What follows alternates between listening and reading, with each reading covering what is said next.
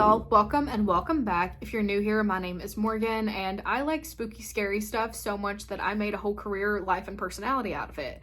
So if you're like me and you would like to come and stay a while, I would absolutely love to have you.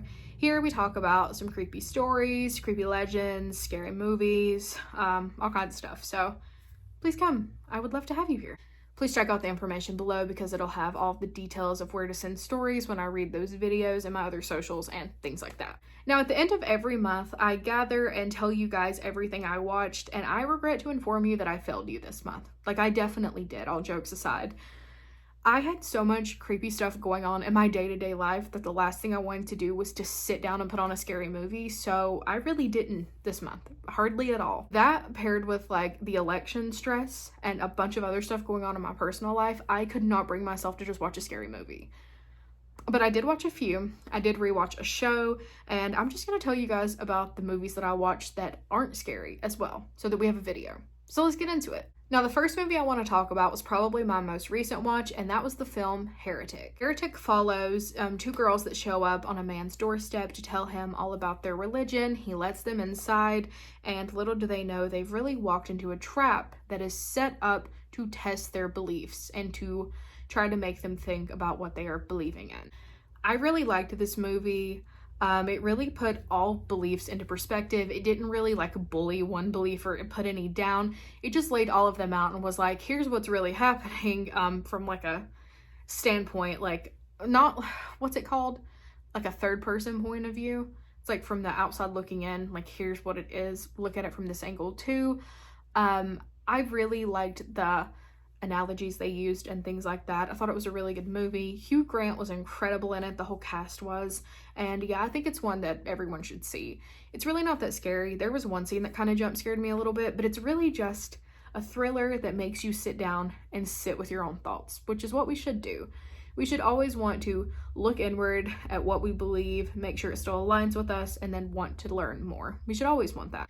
But my husband and I did leave the theater after watching that, and he was talking about how good Hugh Grant was, and I was like, have you seen any of his other movies? And he was like, I don't think so.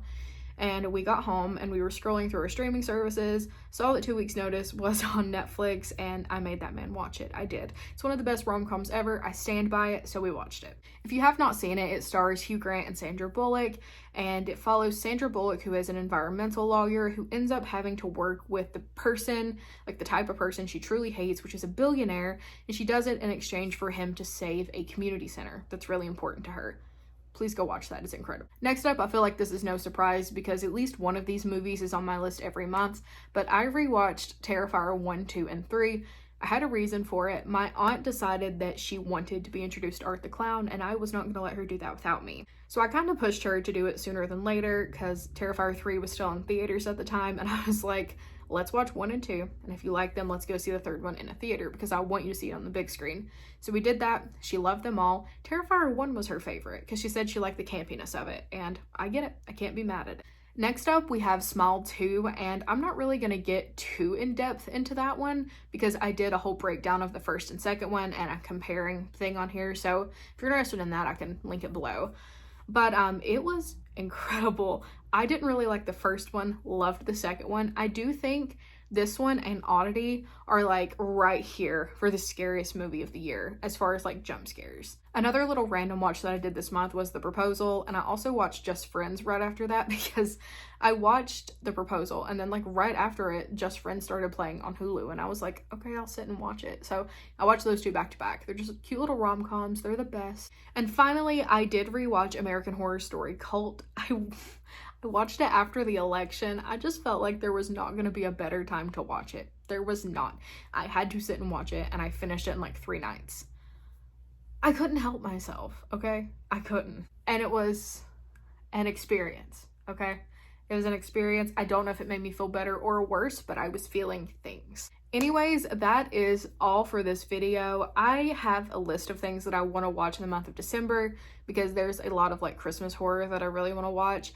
My husband told me the other night that he has never seen The Lodge, and while that is a difficult watch, I do think that he would enjoy it, so I'm going to watch that, so that'll be on the next one. But yeah, hopefully this will be longer next month, and I will see you tomorrow with a different video. Bye.